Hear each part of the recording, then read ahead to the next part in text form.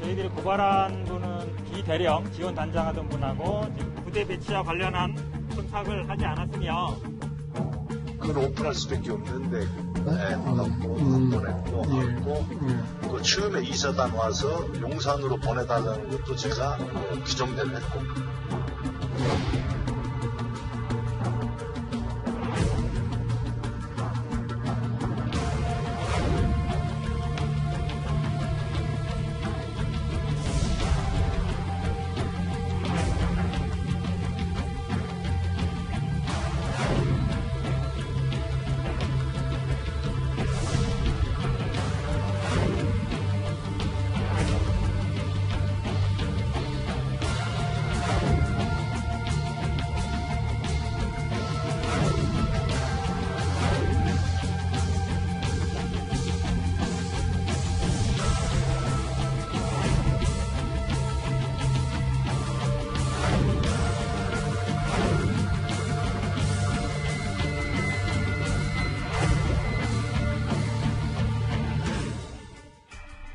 예, 오늘 뉴스탑10은 이렇게 새롭게 불거진 검찰의 부실 수사 논란부터 짚어보도록 하겠습니다.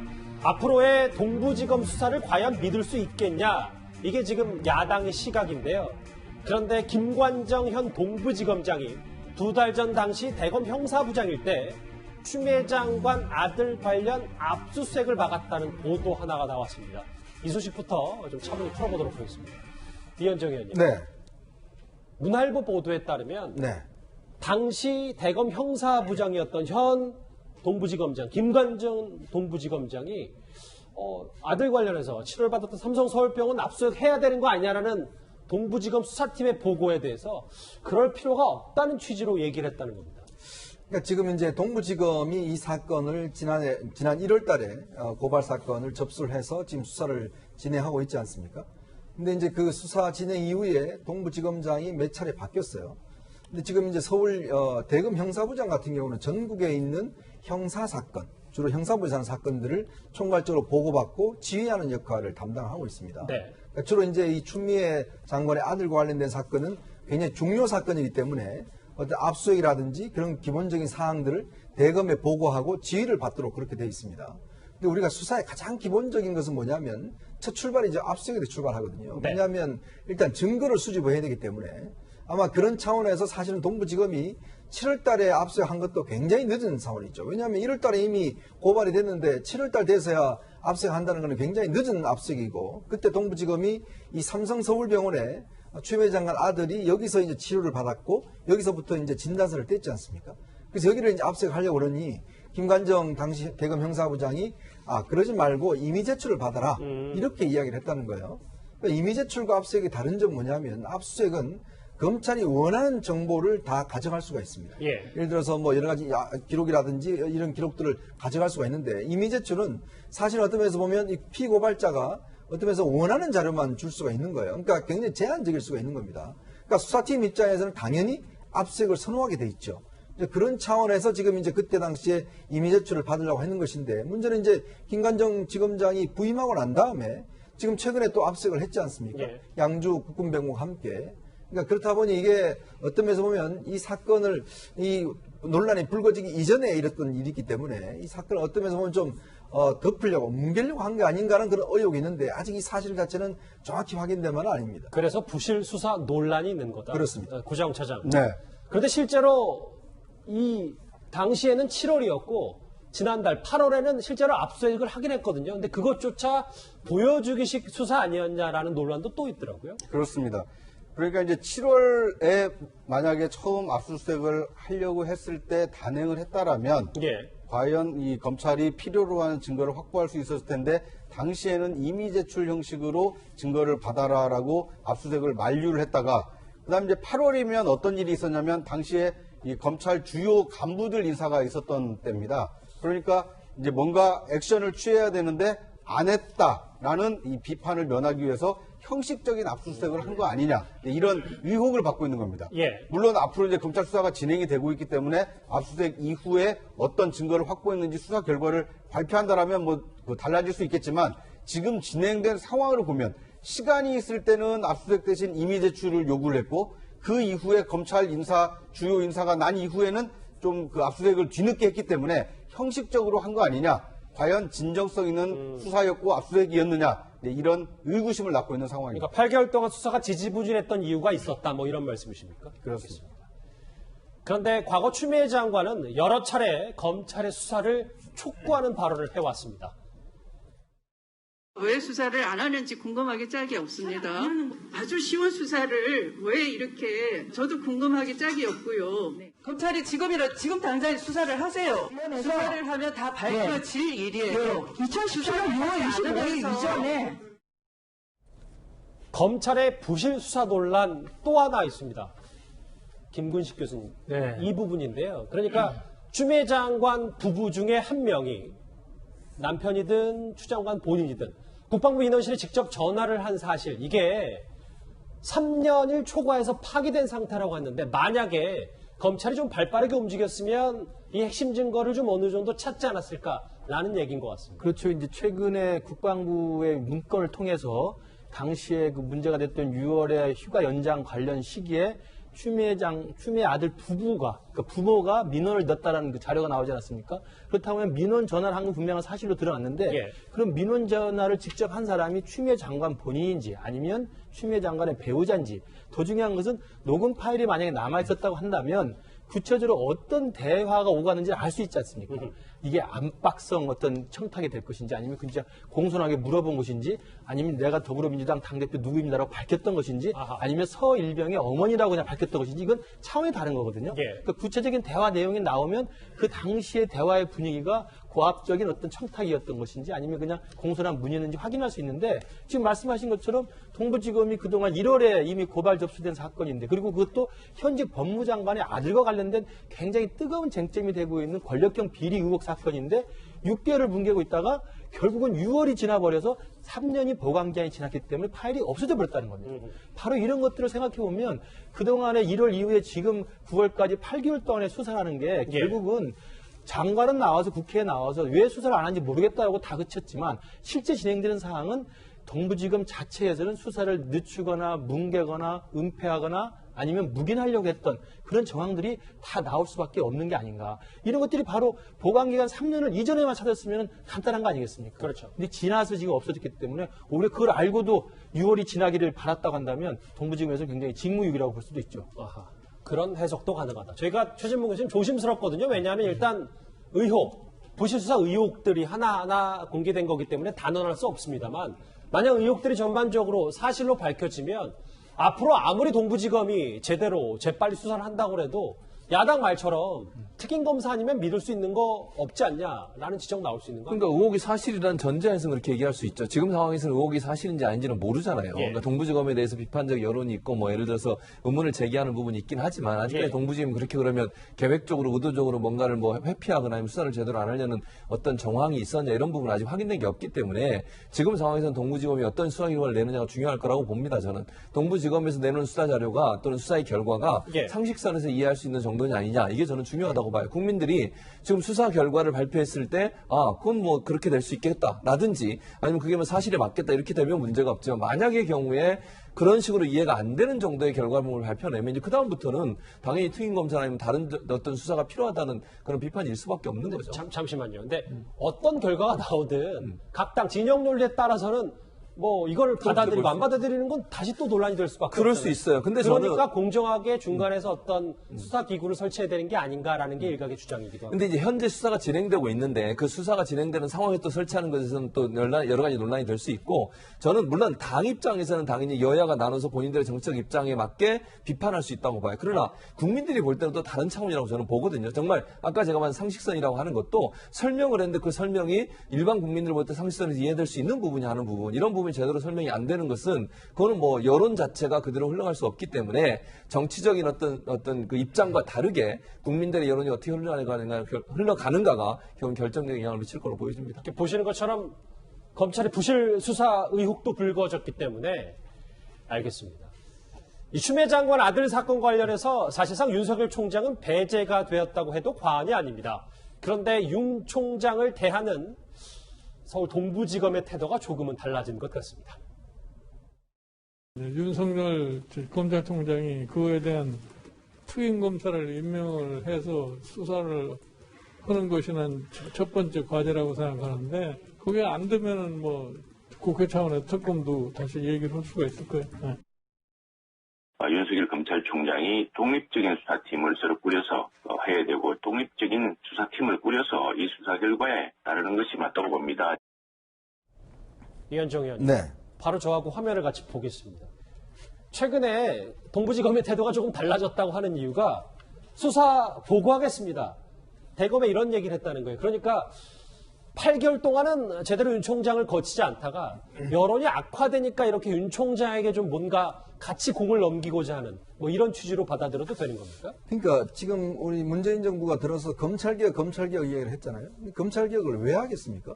검찰이 어떤 면에서 보면 정권의 눈치를 보지 않고 어떤 면에서 보면 소신 있게 중립적으로 독립적으로 수사하라. 이게 가장 검찰개혁의 저는 핵심이라고 봅니다. 자, 그러면 이 사건이 이미 지금 지난해 12월 달에 추미애 장관 그 청문회 때부터 시작이 나온 사건 아니겠습니까? 1월 달에 고발이 됐어요. 우리가 보통 고발 사건 같은 경우는 이게 뭐 강제 규정 아닙니다만은 좀 3개월 이내에 어느 정도 수사를 하게 돼 있어요. 자, 근데 이 사건은 보시면 알겠지만 우리가 좀 전에 이야기했지만 7월 달 돼서야 압수수색을 처음으로 시도를 했습니다. 네. 자, 근데 문제는 뭐냐면 서울 동부지검장이 지금 고기영 동부지검장 같은 경우는 지난 4월 달에 법무부 차관으로 승진해서 왔습니다. 자, 그리고 또 공석이었어요. 뒷무대리 하다가 이번에 대검 형사부장에 또 이제 가는 겁니다. 즉, 이 지난 1월부터 지금까지 동부지검장이 4번째예요. 어떻게 이렇게 바뀌죠? 그리고 또 동부지검장 맡은 사람들이 다 승진했습니다. 자, 그러다 보니 결국은 어떤 면에서 보면 그동안 무슨 일이 일어났습니까? 검찰 인사가 2차례 걸쳐 일어나면서 결국은 윤석열 총장 사람들을 다 좌천 보내고 또 다 경질시키고 했는 상황이 인사가 벌어졌지 않습니까? 그리고 밑에 있는 수사팀도 마찬가지고요. 자, 그러다 보니 아무도 보고를 하지 않은 겁니다. 동부지검에서. 예. 누가 보고를 하겠습니까? 이제 와서 이제 이게 문제가 되고 야당에서 녹취록을 공개하니까 이제 와서 수사를 하려고 하는 거예요. 그러니까 이 사건은요, 아까도 말씀하셨지만 지난 6월 달 전에만 했어도 압수를 했어도 추미애 장관이 국방부 민원실에 했던 녹취록 기록을 압수할 수가 있었습니다. 근데 지금 이미 사라져버리지 않습니까? 근데 이제 와서 동부지검에 수사 보고를 총장한테 한다? 그럼 총장이 뭐라고 그러겠습니까? 그럼 뭐 잘하라고 그러는 이야기밖에 뭐 더 하겠습니까? 여기는 뭐 여기 화면을 보시면 여러 의혹 규명에 최선을 다해달라고 윤 총장이 그렇죠. 뭐 얘기하고 지금 와서 뭐 이렇게 하겠습니다 이야기했는데 그것도 국민 여론이 이렇게 일라고 야당에서 하니까 그러면 결국 뭐냐면 검찰은 결국 이렇게 여론이 일어나야 수사를 한다. 이것만 지금 보여준 거 아닙니까? 여전히 검찰의 눈치를 보고 있다. 자, 검찰 개혁을 왜 했습니까? 결국 민주적 통제한다고 검찰 개혁 했는데 예. 결론적으로 보면 더 어떤 면에서 보면 권력에 어떤 면에서 보면 눈치를 보는 검찰로 만들어버렸어요. 예. 윤 총장을 바라보는 여당 내부의 시각도 조금은 달라진 것 같기도 합니다. 화면 만나보겠습니다. 윤석열 총장 검찰 살아있는 뭐 권력의 칼대는 총장이기 때문에 수사를 허투루 하지 않을 것이라고 믿고요. 양양자 최고위원은 윤 총장 원래 살아있는 권력 뭐 혹은 뭐 여러 가지 것들에 대해서 총장이기 때문에 수사 허투루 하지 않을 거다. 이것도 좀 이례적인 얘기가 합니다. 구장 차장. 네. 결국 검찰도 이제는 속도를 낼 수밖에 없고 그래서 지금 키맨으로 불리는 추미애 장관 전 보좌관 네. 전화했다는 이 인물 그리고 정책보좌관 당에서 지금 통역병 압박했다 청탁 이 부분에 대해서는 소환이 임박한 겁니까? 네. 이제 뭐 곧 소환이 될 예정이다라는 게 보도가 나오는 걸 보면 검찰에서 이제 소환 통보가 간 것은 사실로 보입니다. 그런데 앞서서 얘기한 것처럼 여러 가지 결정적인 증거를 확보할 수 있는 시간에는 이 수사를 좀 안 하다가 뒤늦게 이제 뒷북 수사를 하고 있다는 지금 지적을 받고 있지 않습니까? 그리고 뒤늦게 지금 윤석열 총장에게도 수사 내용을 보고하고 있다. 그러니까 윤 총장이 알고 진행되는 수사였는데도 불구하고 뭐 뾰족한 혐의점이 안 나오더라. 이제 이런 뭐랄까 이렇게 결론이 어느 정도 윤곽이 잡힌 상태에서 그 형식적인 수사를 하고 있는 거 아니냐. 과연 이 소환 조사를 통해서 이 진실을 밝혀낼 수 있겠느냐. 이거에 대한 지금 의구심이 좀 일고 있는 대목입니다. 예. 왜냐하면요. 이 추 전 장관 보좌관이나 이 장관 보좌관이 그 논란이 됐을 때는 사실 소환보다 어떻게 보면 더 증거를 찾으려면 통화 내역이라든지 어떤 역할을 했는지 이런 증거를 확보하려는 노력이 선행이 되거든요. 일반적으로는. 그런데 이번의 경우에는 좀 이례적으로 당사자를 먼저 소환해서 당사자의 좀 입장을 듣는 것으로 수사를 한다. 어떻게 보면 약간 뭐 진정성 또는 수사의 어떤 강도 이런 것이 과거에 비해서 좀 약해진 거 아니냐 이런 관측을 갖고 있는 상황입니다. 뭐 여론에 밀려서 했던 자이든 검찰 수사가 다시 속도가 붙긴 하긴 했습니다. 그런데 추미애 장관의 침묵은 반대로 길어지고 있는데요. 오늘 추미애 장관 취재진의 질문에 아무 답도 하지 않았습니다. 화면 만나보겠습니다. 아들 관련 의혹 계속 퍼지고 있는데 입장 한 말씀만 부탁드리겠습니다. 장관님 안녕하십니까? 이번 주에 있었던 추미애 장관, 저희가 영상이 너무 짧아서 며칠 거를 다 모을 수밖에 없었습니다. 김근식 교수님. 네. 그런데 오늘 조금 전에 추미애 장관이 아들 관련 의혹에는 입을 닫고 있는데 이례적으로 전국에 있는 검사들에게 이메일을 보냈습니다. 제가 한번 짧게 읽어볼게요. 전국의 검찰 가족 여러분, 법무부 장관입니다. 뭐 중요한 얘기는 수사권 조정 관련해서 앞으로 좀 성실히 임해달라라는 얘기고요. 다음 장도 있나요? 예.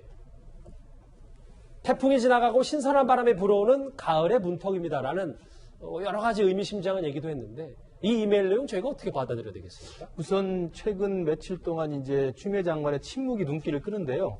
사실 국민들이 시선에서 볼 때는 의아할 수밖에 없는 게 불과 얼마 전만 해도 산사에 휴가 가서도 계속 페이스북 올리고 예. 심지어는 법무부 장관 업무가 아니었던 부동산 정책에 대해서도 토요일 주말에 계속 글을 올리면서 사실 뉴스에 화제가 되기도 했거든요. 그랬던 추미애 장관인데 최근 들어와서는 이제 아들 관련된 의혹과 비리 의혹에서 여러 가지 이제 녹음 파일이라든지 여러 가지 자료들이 좀 계속 잇따라 나오면서 그때부터 좀 침묵을 이어가고 있는데 저는 두 가지 가능성이 다 있다고 생각합니다. 하나는 어차피 수사는 곧 끝날 것이고 답은 정해져 있다. 그러니 그냥 여유 있게 침묵으로 해도 결론은 나올 것이다. 지금 앞서서 이야기했던 분 이야기처럼 동부지검의 수사 행태를 보면 사실 답이 정해져 있다 또 의혹도 들 수가 있어요. 예. 그렇기 때문에 아마 추미애 장관으로서는 내가 말 않고 있더라도 결론은 날 것이다라는 자신감의 표현이기도 하고 그렇기 때문에 아마 평소에 업무의 일환으로서 저는 검사에 보내는 이메일도 저는 썼다고 생각이 들고요. 예. 그러나 전혀 다른 가능성은 뭐냐면 시청자 여러분이 생각한다면 지난해 조국 장관의 사퇴 즈음을 생각해 보시면 될 겁니다. 그때 보면 조국 장관도 출근할 때 퇴근할 때 기자들이 질문하면 처음에는 굉장히 말을 많이 했어요. 예. 자기 변호를 많이 했습니다. 자기 방어도 했고 항거도 했는데 결국 어느 시점 이후부터는 말을 하지 않습니다. 기자들의 질문을 피합니다. 그러다가 결국 사퇴를 했습니다. 저는 그런 또 하나의 그 가능성이 있기 때문에 지금 기저지고 있는 추미애 장관의 침묵은 자신감의 표현인가 아니면 사퇴를 앞둔 전조인가는 두고 봐야 될 것 같습니다. 두고 보지 말고 바로 물어볼게요. 두 가지 중에 그럼 가능성 어떤 걸로 보십니까? 저는 사퇴할 수밖에 없지 않는가. 결국 지금 여권 내 특히 청와대와 민주당 내에 지금 결론이 지금 나오지 않고 있어서 그런데 결론이 지금 모아지는 분위기라 한다면 그쪽으로 갈 수밖에 없지 않는가 개인적으로 그렇게 생각합니다. 알겠습니다. 최 교수님. 네. 아들 의혹 얘기 없이 이렇게 전국 검사들에게 이메일을 보냈기 때문에 근데 오늘 오전인가요? 현근택 변호사가 한 라디오 인터뷰에서 추미애 장관이 그래도 좀 어느 정도는 유감 표명을 할 수 있지 않을까라는 얘기를 했거든요. 근데 검사들에게 메일을 보내면 그래도 아들 의혹과 관련해서는 뭐 조만간 뭐 상세히 밝히겠거나 검찰 수사를 지켜보겠다 이런 한마디 정도를 했어야 되는 거 아니냐라는 시각도 있긴 있습니다. 근데 그런 시각도 있지만 반대로 얘기하면 그게 만약에 그런 아들 관련된 어떤 발언을 하거나 뭐 메일을 쓰게 되면요. 그게 또 압박이 될 수 있다고 하는 비판이 일어날 수도 있어요. 그러니까 좀 검찰 수사 결과에. 그렇죠. 왜냐하면 검찰을 수사를 하고 있는데 검사들한테 보내는 메시지에 뭔가 또 본인의 아들과 관련된 어떤 메시지를 던지면 여러 가지로 해석될 수 있는 위험성이 있거든요. 본인의 의도와 관계없이. 그런 차원에서 본다면 아예 그냥 말을 안 하는 것이 그리고 이제 변호사를 통해서 대신해서 얘기하도록 하는 것이 본인한테는 더 유리하다고 판단할 수 있을 것 같고 아마 이제 검사들한테 편지를 보낸 것은 흔들림 없이 본인은 본인의 임무를 하겠다는 의지인 것 같아요. 왜냐하면 이제 운신의 폭이 줄어들 수 있잖아요. 의혹이 많이 생기게 되면 네. 그럼에도 불구하고 검찰 개혁하겠다고 하고 본인은 그냥 뚜벅뚜벅 본인의 길을 가겠다는 의지를 표명함으로써 검찰한테 흔들림 없이 검찰 개혁을 해달라 이런 의도가 담기지 않은 이렇게 해석이 됩니다. 과거 서울 동부지검의 부실 수사 논란과 그리고 아들 의혹과 관련된 언급 없이 전국 검사들에게 이메일을 보낸 추미애 장관 얘기 저희가 앞서 뉴스탑 10 시작과 함께 풀어봤습니다.